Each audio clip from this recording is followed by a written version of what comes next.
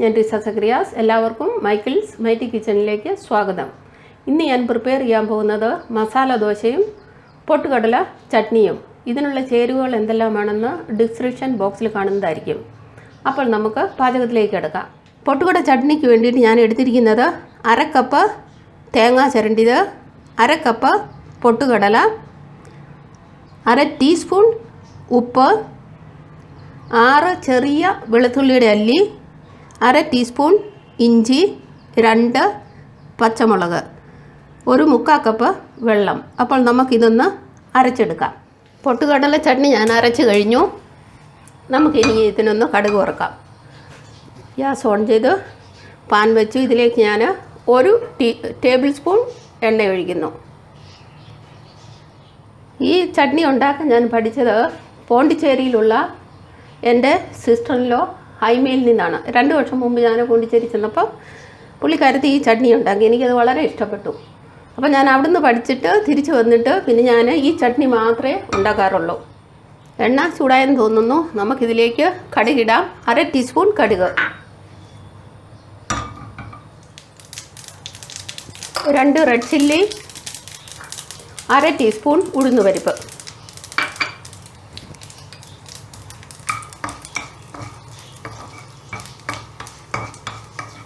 Gas ഒന്ന് സിമ്മിൽ വെക്കാം. ഈ ഉഴുന്ന പരിപ്പിന് ചെറിയൊരു ബ്രൗൺ കളറ് വരുന്ന വരെ നമുക്ക് നോക്കിയിരിക്കാം. ചെറിയ ബ്രൗൺ കളർ വന്ന് തുടങ്ങി. ഇതിലേക്ക് നമുക്ക് കരിവേപ്പില ഇടാം.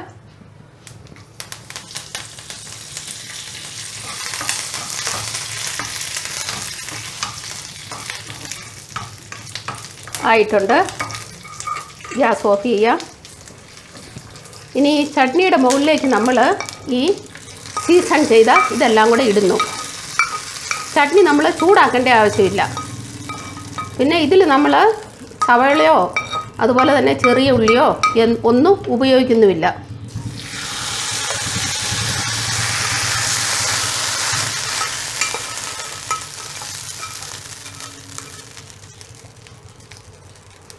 അപ്പം നമ്മുടെ പൊട്ടുകടല ചട്നി തയ്യാറായിട്ടിരിക്കുന്നു.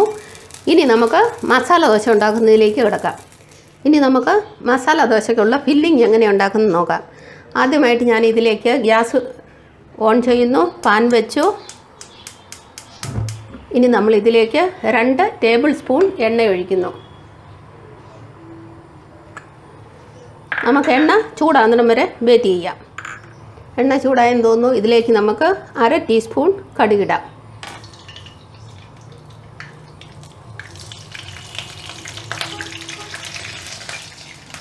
നമ്മളിതിലേക്ക് ഇച്ചിരി 1 ടേബിൾ സ്പൂൺ കടലപ്പരിപ്പിടുന്നു. ഇനി നമ്മളിതിലേക്ക് 1 ടീസ്പൂൺ ഇഞ്ചി കട്ട് ചെയ്ത് ചെറുതായിട്ട് കട്ട് ചെയ്ത് വെച്ചിടുന്നു. 4 പച്ചമുളക് ഇടുന്നു. മിക്സ് ചെയ്യുന്നു. സിമ്മിൽ വെക്കുന്നത്. ഇനി ഇതിലേക്ക് നമ്മൾ 1/2 ടീസ്പൂൺ മഞ്ഞൾപ്പൊടി ഇടുന്നു. 1/2 ടീസ്പൂൺ ഉപ്പിടുന്നു. 1/4 ടീസ്പൂൺ ഗരം മസാലപ്പൊടി ഇടുന്നു. മിക്സ് ചെയ്യുന്നു. ഇതിലേക്ക് നമ്മൾ ഈ സവോള ഇടുന്നു.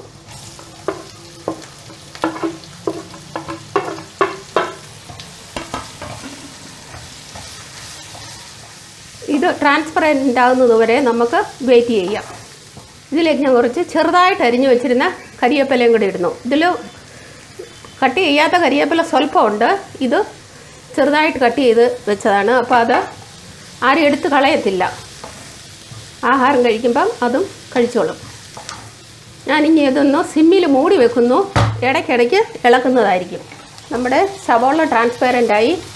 ഇതിലേക്ക് ഞാൻ 1 കപ്പ് വെള്ളം ഒഴിക്കുന്നു.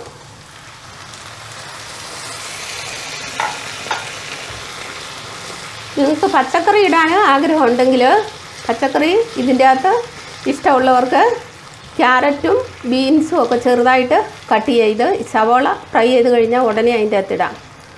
അത് കഴിഞ്ഞിട്ട് അതും ഫ്രൈ ആയി കഴിഞ്ഞിട്ട് ഈ വെള്ളം ഒഴിച്ചാൽ മതി. ബീറ്റ്റൂട്ട് ഇഷ്ടമുള്ളവർക്ക് ബീറ്റ്റൂട്ട് ഇടാം. ഇനി ഞാൻ ഇതിലേക്ക് ഞാൻ സവോള എടുത്തിരിക്കുന്നത് 4 മീഡിയം സൈസ് സവോളയാണ്. അതുപോലെ തന്നെ ഉരുളക്കിഴങ്ങും 4 ഉരുളക്കിഴങ്ങാണ് എടുത്തിരിക്കുന്നത്. ഈ സമയത്ത് നമ്മൾ ഉപ്പൊന്ന് നോക്കണം. ഉപ്പ് കുറവുണ്ടെങ്കിൽ നമുക്ക് സ്വല്പം കൂടെ ഇടാം. സ്വല്പം ഉപ്പ് കുറവുണ്ട്, അതുകൊണ്ട് ഞാനൊരു 1/4 ടീസ്പൂൺ ഉപ്പും കൂടെ ഇടുന്നു. ഞാനൊരു 1/4 ടീസ്പൂൺ ഉപ്പും കൂടെ ഇട്ടു, കാരണം ഉപ്പ് തീരെ കുറവാണെന്ന് എനിക്ക് തോന്നി. ഇനി ഇത് അടച്ച് വെച്ച് നമുക്കൊരു 3 to 4 മിനിറ്റ്സ് വെയിറ്റ് ചെയ്യാം. ഫില്ലിങ്ങിനുള്ള മസാല തയ്യാറായിട്ടുണ്ട്. നമുക്ക് ഇത് ഒരു സൈഡിലേക്ക് വെക്കാം. എന്നിട്ട് ദോശ ചുടാനുള്ള തവ വെച്ചു. ഇതിൻ്റെ അകത്ത് ഓൾറെഡി ഞാൻ 1/2 ടീസ്പൂൺ ഉപ്പ് ഇട്ടിട്ടുണ്ട്. ഇഡ്ഡലിക്കും ദോശയ്ക്കും എല്ലാം എൻ്റെ റൈസിൻ്റെയും ദാലിൻ്റെയും റേഷ്യോ 3:1 ആണ്. അതായത് 3 ഗ്ലാസ് അരി ഇട്ടാൽ 1 ഗ്ലാസ് ഉഴുന്നുപരിപ്പിടും. ഉഴുന്നുപരിപ്പിൻ്റെ കൂടെ 1 ടീസ്പൂൺ ഉലുവായും ഇടും. അത് കഴിഞ്ഞ് അരച്ച് കഴിഞ്ഞിട്ട് last cooked rice, 1 cup cooked റൈസും കൂടെ ഇതിൻ്റെ അകത്ത് അരച്ച് ചേർക്കും.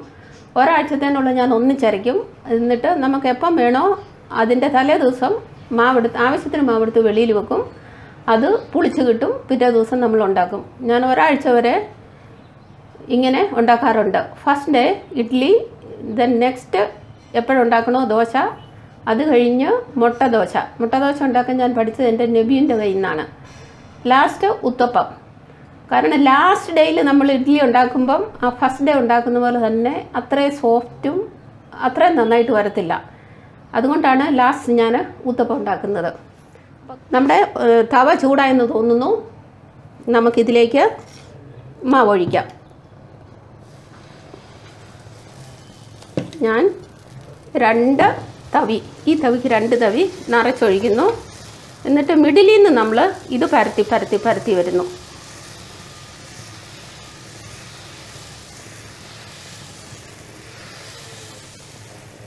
നമ്മൾ ചെറിയ തവയിൽ ഉണ്ടാക്കിയാലും ടേസ്റ്റിന് ഒരു വ്യത്യാസം കാണത്തില്ല. പക്ഷേ കുട്ടികൾക്ക് ഈ വലിയ തവയിൽ വലിയ മസാല ദോശ ഉണ്ടാക്കി കഴിയുമ്പോൾ ദേ വിൽ ബി ഹാപ്പി. കാരണം ഒരു ഹോട്ടലിൽ പോയി കഴിക്കുന്ന ഫീലിംഗ് ഉണ്ടാകും.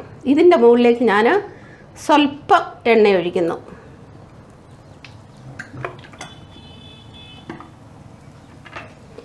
ഇനി ഇത് ചെറുതായിട്ട് ഇങ്ങനെയൊന്ന് വെക്കുന്നു നമ്മൾ. കാരണം അല്ലെങ്കിൽ നടുക്ക് കട്ടി കൂടിയിരിക്കും. അതേസമയം നടുക്ക് അഥവാ കൂടുതൽ മാവ് ഉണ്ടെങ്കിൽ നമുക്ക് ഇങ്ങനെ വെക്കുമ്പോൾ അത് ഇഞ്ഞ് പോന്നോളും.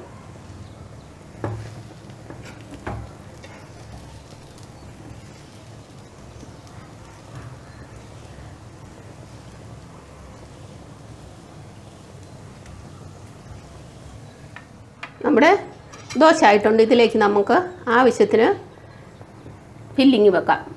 നടുക്കായിട്ട് വേണം ഇത് വെക്കാൻ.